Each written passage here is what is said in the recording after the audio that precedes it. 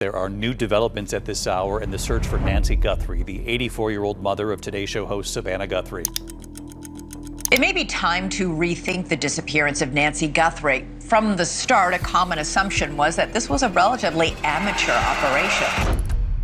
The case of Nancy Guthrie's disappearance has quickly become one of the most mysterious events that happened recently.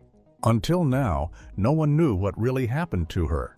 But after much investigation, evidence pointed to one man, Nancy Guthrie's son-in-law. What began as a simple interview by federal agents quickly shifted into something dark. One detail after another was presented. Timelines, phone calls, locations. Small things most people would overlook. But the FBI doesn't leave any stone unturned. As minutes stretched into hours, the tension in the atmosphere increased. Bit by bit, the truth emerged. By the end of the FBI interrogation, the information gathered proved just everything they suspected. But why exactly would he commit such an act? Join us as we delve into the details of this intense investigation. The master manipulator. Nancy Guthrie was reported missing on February 1st, and authorities believe the 84-year-old was abducted from her home in the late night or early morning hours. Although multiple ransom notes were found, nobody knew what exactly had happened to Guthrie, except one person she had mistakenly trusted. Nancy Guthrie's son-in-law was led through a secured hallway and into a plain federal interview room. The space felt cold and hard. White walls surrounded a steel table bolted to the floor. Bright lights hung overhead and filled every corner of the room. The man walked in slowly, looking tired and unprepared. Dark circles formed under his eyes. Yet even with that worn appearance, his demeanor showed control. His movements suggested someone already thinking carefully about how the conversation would unfold. Two investigators from the Federal Bureau of Investigation waited on the other side of the table. The lead interrogator was Special Agent Russell Dante. He had spent more than 2 decades working inside the FBI's Violent Crimes Division. Over the years, he had handled complex criminal investigations across the country. Within the Bureau, he carried a reputation for dealing with suspects who believed they could outsmart investigators. His partner sat by the side. The younger agent worked with the Behavioral Analysis Support Unit, a division that studies patterns in speech, body movement, and emotional reactions during interviews. The basic legal procedure began with Agent Dante carefully explaining the Miranda rights that every suspect receives before questioning. He explained the right to remain silent and the option to request legal counsel before answering questions. The son-in-law dismissed the offer of an attorney almost immediately, a decision that came without visible hesitation. His body language suggested confidence in his ability to manage the conversation on his own. The younger agent continued writing in his notebook while watching every change in expression. Once the legal step finished, the interview moved into a detailed review of the previous evening.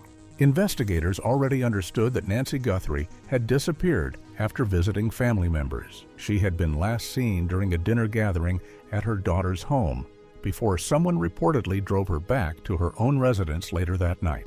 Authorities later confirmed that she lived alone in the Catalina foothills area outside Tucson and had been reported missing the next morning after she failed to attend church. The son-in-law began by describing the evening slowly and carefully. His hand stayed still on the table as he explained that Nancy had come over earlier for dinner. The gathering included family members who spent time talking and relaxing after the meal. According to his version of events, the group later played card games together. The activity had been part of Nancy's routine for many years with her daughters and grandchildren. The explanation continued with more details about the night. The man described the clothing Nancy wore during the visit and the food served during dinner. He explained how the conversation turned toward old family memories, including stories about Nancy's late husband. The description painted the picture of a peaceful evening among relatives. Meanwhile, the investigator listened without interrupting, while the younger agent continued documenting every word and physical reaction. The story eventually moved toward the end of the gathering. The son-in-law explained that he volunteered to drive Nancy home once the evening finished. He described the short trip through the neighborhood streets before arriving at her house, shortly before 10 o'clock. According to his timeline, he walked Nancy to the front door of her home. He explained that he remained outside for a moment and waited until she stepped inside and locked the door before leaving. The interview continued. For a long stretch of time, the agents asked the same events from different angles and returned to earlier details repeatedly. The man remained calm throughout the questioning. His breathing stayed even, and his voice never changed pace. Each time the investigator asked about the timeline, he repeated the same version of the evening with consistency. The repeated storytelling slowly fixed the suspect deeper into a single version of events while the interrogation entered its next stage. Little did the son-in-law know that the investigators were already way ahead of him, caught on tape. By the 90-minute mark, the atmosphere inside the interview room had shifted. Nancy Guthrie's son-in-law leaned back in his chair with the ease of someone who believed the hardest part of the interview had already passed. His shoulders rested against the back of the chair and his arms lay loosely along the table. The earlier tension had faded from his face. Across from him, Special Agent Russell Dante remained completely still, watching every movement without showing any reaction. Without turning his head, Dante gave a small signal to the younger agent seated beside him. The younger investigator moved immediately, opening a laptop and placing it on the metal table. A small audio interface followed, along with a set of external speakers. The equipment sat between the agents and the suspect. No explanation was given. The soft sound of cables connecting replaced the earlier conversation. The man across the table watched the setup with mild curiosity. His expression suggested interest rather than concern. The relaxed posture stayed in place as he observed the preparation. Agent Dante's tone changed the moment the equipment was ready. The casual rhythm from earlier on disappeared. His body leaned forward slightly, closing the distance across the table. The room grew still as he pressed a key on the laptop. For a brief second, nothing happened. Then sound came through the speakers. The recording carried a phone call captured during the early hours of the morning. Digital tracing had connected the call to a disposable phone, contacting the son-in-law's personal number at approximately 2:47 a.m. The voice filling the room belonged to the suspect himself. Investigators had obtained the recording through telecommunications data recovered during the kidnapping investigation surrounding Nancy Guthrie. The 84-year-old woman had disappeared from her home after being dropped off in the evening. Authorities later determined that evidence inside the residence suggested she had been taken against her will during the early morning hours of February 1, 2026. At first, the son-in-law's expression showed only mild interest while the audio played. The voice in the recording discussed Nancy's physical condition and the collapse of a ransom plan that had failed to produce money. The tone of the call revealed more than an ordinary conversation. The man speaking did not sound like someone hearing the situation for the first time. His words guided the discussion and addressed details of the captivity that investigators had not made public. The change in the suspect happened quickly. The color faded from his face as the recording continued. His hands began to shake uncontrollably. The tremor grew strong enough for the camera in the interview room to capture the movement clearly. His body slowly pulled back into the chair as if distance from the speakers could somehow reduce the sound reaching him. As soon as the recording ended, the room fell into complete stillness. Several seconds passed with no movement from either side of the table.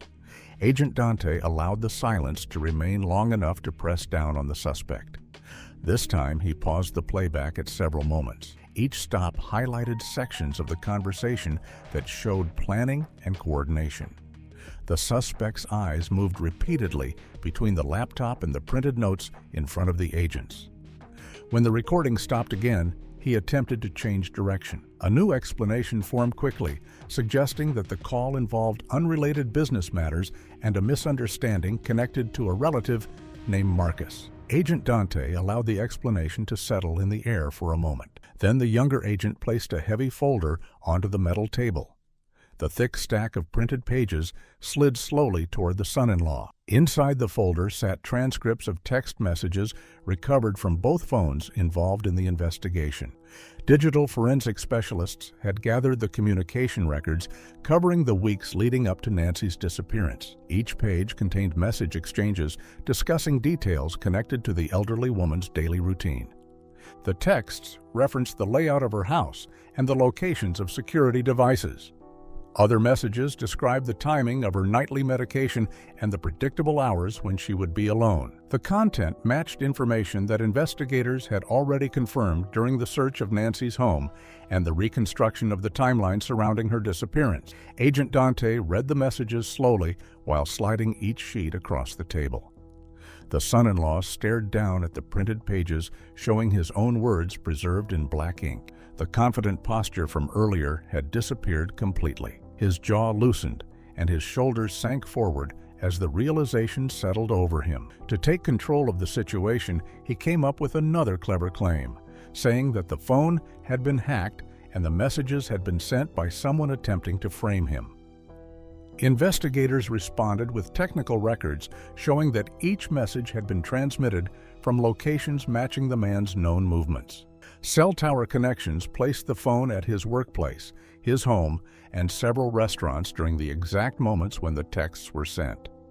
Additional copies of the messages existed on the other phone involved, on the wireless carrier servers, and inside cloud backups recovered by the FBI Cyber Forensics Unit. 4 independent digital records aligned perfectly. The son-in-law, knowing he was in trouble already, had to come up with a plan. The truth trap. The interrogation continued as investigators moved into the digital evidence collected during the investigation. FBI forensic specialists had already completed a detailed analysis of the son-in-law's laptop computer. 3 days before his arrest, software designed to erase digital data had been run across the entire device.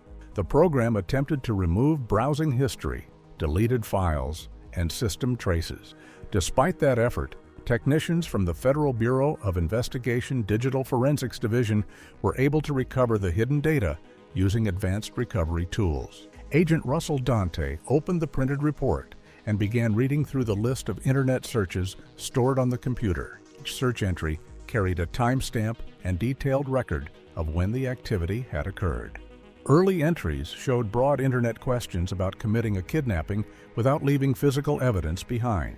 Later searches examined ways criminals attempted to demand ransom money through anonymous cryptocurrency payments. Technical questions appeared about the use of digital currency accounts and the methods used to hide financial transfers. Additional search records focused on medical survival without access to prescription pills. The forensic report included repeated queries related to elderly patients missing their daily medication. It had already been confirmed that Nancy Guthrie required specific medication each morning and evening. When she vanished from her home, those medications remained inside the residence. The digital record from the laptop showed multiple attempts to learn how long an elderly person might survive without those treatments. The search history grew darker as investigators moved further down the timeline.